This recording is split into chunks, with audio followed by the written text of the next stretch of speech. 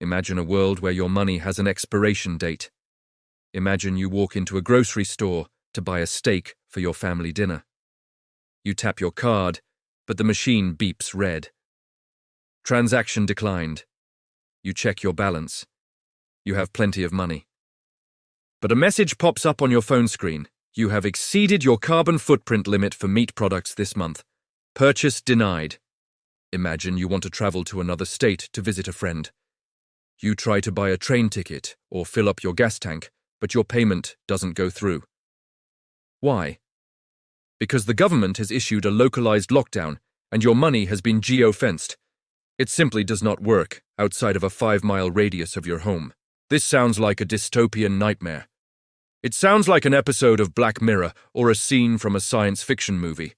But I am here to tell you that it is not fiction. The technology to do this is already built. It is already live in countries like China and Nigeria. And it is coming to the United States and Europe much faster than you think. We are witnessing the planned assassination of cash. But what replaces it is not just a digital version of the dollar. It is a completely new financial system designed for total control. They call them CBDCs, Central Bank Digital Currencies. Today, in episode 5 of our series, we are going to expose the hidden agenda behind the digital dollar. We are going to explain why this is the most dangerous invention in the history of economics. We will look at how they plan to sell it to you as a convenience, and how once you accept it, you will be walking into a digital prison with no exit. Chapter 1. The War on Cash. To understand the trap, we first have to understand the bait. The bait is the war on cash. Have you noticed how hard it is to use physical money lately? Go to a trendy coffee shop in a big city. Try to pay with a $50 bill. The cashier looks at you like you are a caveman. They might even tell you, "Sorry, we are a cashless business." The narrative they push is simple. Cash is dirty. Cash spreads germs. Cash is inconvenient. And the biggest lie of all, only criminals and drug dealers use cash. They want you to believe that if you have nothing to hide, you shouldn't care if cash disappears. But this is a lie. Cash is not just paper and ink. Cash is privacy. Cash is the last remnant of financial freedom. When you hand someone a $20 bill, that transaction is peer-to-peer. It is between you and the seller. No bank acts as a middleman. No government algorithm records what you bought. No data is harvested. It is a final act of liberty. If you take away cash, every single transaction you make, from buying a morning coffee to paying for a medical procedure you want to keep private, goes through a digital ledger. The war on cash isn't about safety. It isn't about convenience. It is about data. If you have cash under your mattress, you have power. You have options. If your money is 100% digital and controlled by a central authority, you have zero power.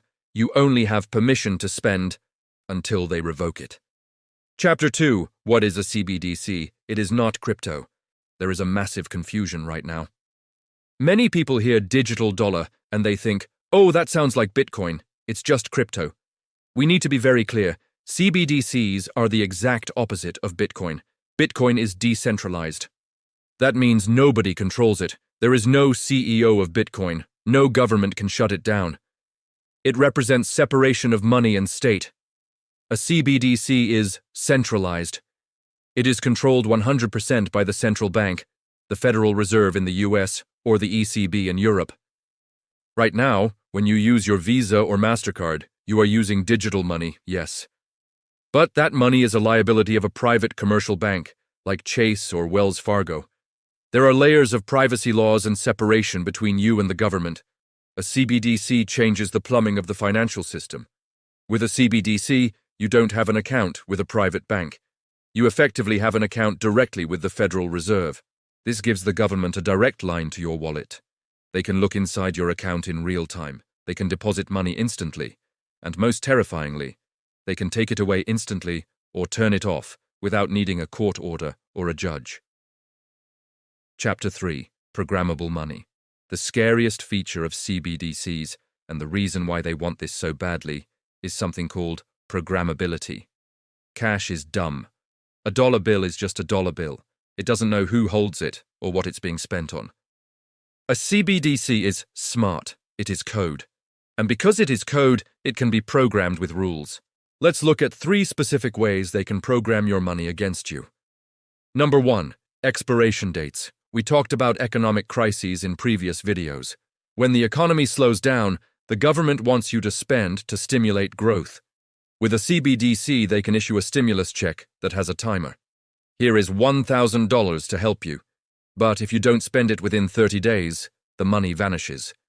This eliminates your ability to save. It forces you to be a consumer. It prevents you from building generational wealth. Number 2. Geofencing. This technology allows money to work only in specific locations. If the government decides to implement a 15-minute city policy or a climate lockdown, they can program your wallet so your money simply stops working if you travel more than 5 miles from your registered address. You are physically free to leave, but you cannot buy food or gas once you do.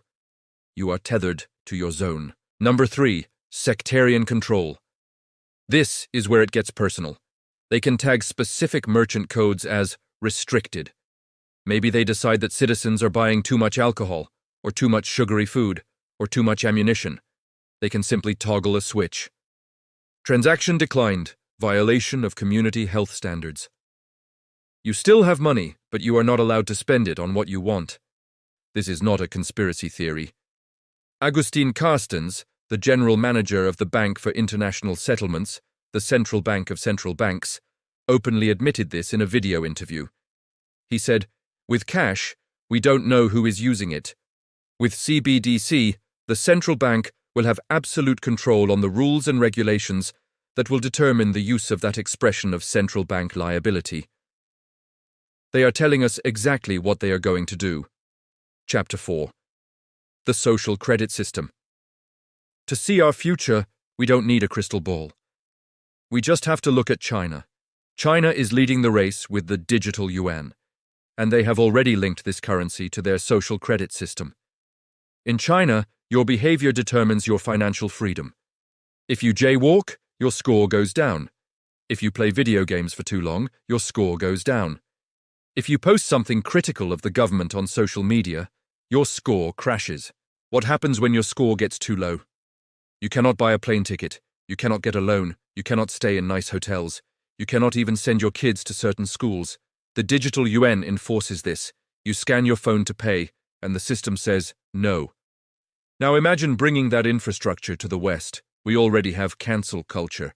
We already have banks debanking people for their political views, like what happened with the Canadian truckers or Nigel Farage in the UK. Combine your ESG score, which we talked about in the BlackRock video, with a digital dollar. Did you post a meme that the fact-checkers labeled as misinformation? Fine. We will deduct a $50 fine from your account automatically. Did you donate to the wrong political candidate? Fine. Your interest rate for your mortgage just doubled. It creates a prison without walls. You don't need police officers on every corner if the citizens are afraid that their money will be turned off. You behave because you want to eat. Chapter 5. FedNow and the Trap. So, how do they get us to accept this? They won't say, "Hey, we built a digital prison, please enter." No. They will sell it as a benefit. They will sell it as free money. In the United States, the Federal Reserve has already launched FedNow, a fast payment system. This lays the groundwork. When the next major crisis hits, and as we learned in video 2, a crisis is always coming, they will propose Universal Basic Income, UBI. People will be hurting, inflation will be high, jobs will be scarce. The government will say, "Download the Fed app today, and we will deposit $2,000 into your account instantly to help you." Millions of people, desperate and hungry, will download it. They will accept the terms and conditions without reading them. They will trade their long-term freedom for a short-term check. Once the majority of the population is using the app, and cash is phased out because nobody uses it anymore, the trap snaps shut. There is no exit door. Conclusion: is there an escape? This is the darkest video in our series, I know. It feels heavy, it feels hopeless. It seems like the shadow rulers have checkmated us. But remember, they haven't won yet. The fact that you are watching this video means the information is getting out. Resistance begins with awareness. Cash still exists. Use it while you can. Gold and silver still exist. They are physical, private, and outside the digital grid. And most importantly, decentralized networks like Bitcoin were created specifically for this moment. Bitcoin was designed to be the antidote to CBDCs. It is the only money that is digital, global, but cannot be censored or controlled by a central authority. The transition to CBDCs relies on one thing: your compliance. They need you to stop using cash. They need you to download the app. If enough people refuse, if enough people build parallel economies using alternative assets, the system fails. But what exactly should you do with your portfolio right now? How do you position yourself to protect your wealth before the switch is flipped? In the final episode of this series, Video 6, we are going to talk about the escape. I am going to show you the practical steps, the specific assets, and the strategy to build a freedom portfolio. We are going to bring everything we learned together. The solution is coming. I'll see you tomorrow.